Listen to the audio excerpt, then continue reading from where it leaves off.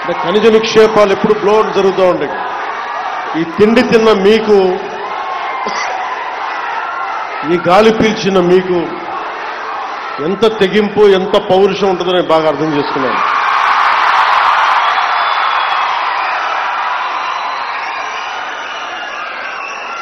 ఆడపిల్లలకు కూడా ఎంత తెగింపు ఉంటుంది. ఇక్కడ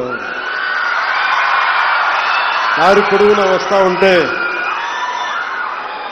అమ్మలు, అక్కలు, చెల్లెళ్ళు, ఆడపడుచులు హారతులు ఇస్తూ, పెద్దలు, పిన్నలు, యువత హారతులు ఇస్తా ఉంటే చాలా ఆనందం వేస్తుంది. ఇంత ప్రేమకి నోచుకునే అర్హత నాకుందా అనిపిస్తుంది ఒకసారి. భగవంతుడి దీవెన, మీ అందరి ఆశీస్సులు, చల్లని ఆశీస్సులు, మీరు నన్ను ఈ స్థానంలో కూర్చోబెట్టారు. ఇందాక ముందు శుభం మాట్లాడుకుందాం. దారిలో వస్తా ఉంటే శివాలయం ఇంకా పూర్తి కాలేదు. ఆ శివాలయం పేరేంటిది?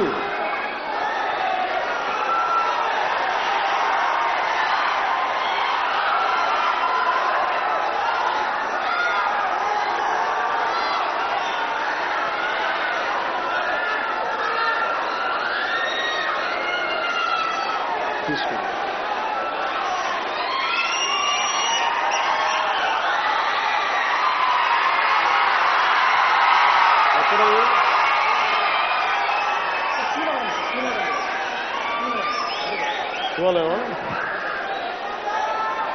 కూనవరం అంటే ఈరోజు ఎందుకు ప్రత్యేకించంటే, ఈరోజు సుబ్రహ్మణ్య షష్ఠి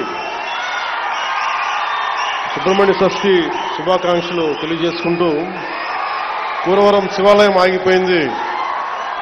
సుబ్రహ్మణ్య షష్ఠి రోజున మీరు సుబ్రహ్మణ్యేశ్వర స్వామి తండ్రి అయిన పరమశివుడు ఆలయం ఆగిపోతే దాన్ని ఎలా వదిలేస్తాం?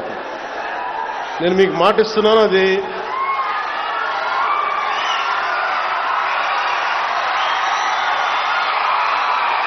పూర్తి చేద్దాం. టైం లైన్ చెప్పడానికి నాకేముందంటే, నాకు అది ఏ స్థాయిలో ఉందో తెలియట్లేదు.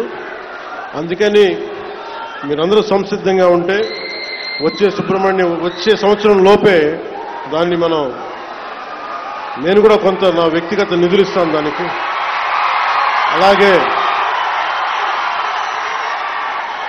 అలాగే మన ఎండోమెంట్స్ డిపార్ట్మెంట్తో మన మంత్రి గారితో కూడా మాట్లాడి దానికి కావాల్సిన నిధుల్ని నేను సమకూర్చి మీకు పరమశివుడి ఆశీస్సులు ఉండేలా మనందరికీ ప్రయత్నం నేను చేస్తాను. ఏంటమ్మా మీ లెటర్సా ఇవన్నీ?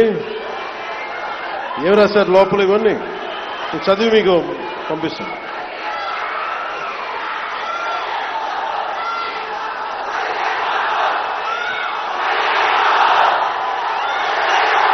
అలాగే కోనసీమ జిల్లా మినీ గూడ్స్ యూనియన్ డ్రైవర్ సోదరులందరికీ కూడా జీవో 20,000 ఏదో పెట్టారు. కొత్తగా వచ్చిన జీవో స్పాట్ క్యాష్ అనేది మీరు చెప్తా ఉన్నారు. దీన్ని ఒకసారి అధికారులతో మాట్లాడి, ఇలాంటి పిచ్చి పనులు చాలా చేశారు. గ్రీన్ ట్యాక్స్ తగ్గించాం మనం, అందుకని దీన్ని ఎలా కరెక్ట్ చేయాలి ఒకసారి అధికారులతో మాట్లాడి, మీరు ఇబ్బంది పడకుండా దీని మీద ఒక ప్రయత్నం చేస్తాను. అంతేగాని మీరు నన్ను రోడ్డు మీద ఆపేసి గొడవలు పెట్టుకోకండి నాతో. ఒకసారి ప్రేమ ఎక్కువ ఉన్న చోట ఏమైపోతుందో హక్కు వచ్చేస్తుంది. సో ఆ హక్కుతో అంటే ముఖ్యంగా నేను పర్యటనలకు వచ్చినప్పుడు వచ్చే ప్రతి ఒక్కరికి ప్రేమతో పలకరించే ప్రతి ఒక్కరికి కూడా నా విన్నపం, నాకు సెక్యూరిటీ ఇబ్బందులు ఉన్నాయి నాకు. సో ప్రతిసారి బయటికి రావాలంటే అది బుల్లెట్ ప్రూఫ్ వెహికల్ అవటం వల్ల డోర్ చాలా బరువు ఉంటుంది. అలాగే ఒకసారి రోడ్ల మీద నుంచి బయటకు వద్దామంటే కొన్నిసార్లు సెక్యూరిటీ సిబ్బంది, అధికారులు కూడా మాకు ఇబ్బంది అవుతుందండి. అంటే మీరు మన అభిమానులు కానీ, మనల్ని ప్రేమించే జనసేన అభిమానులు కానీ ఎంత బలంగా ఉంటారంటే, ప్రధానమంత్రి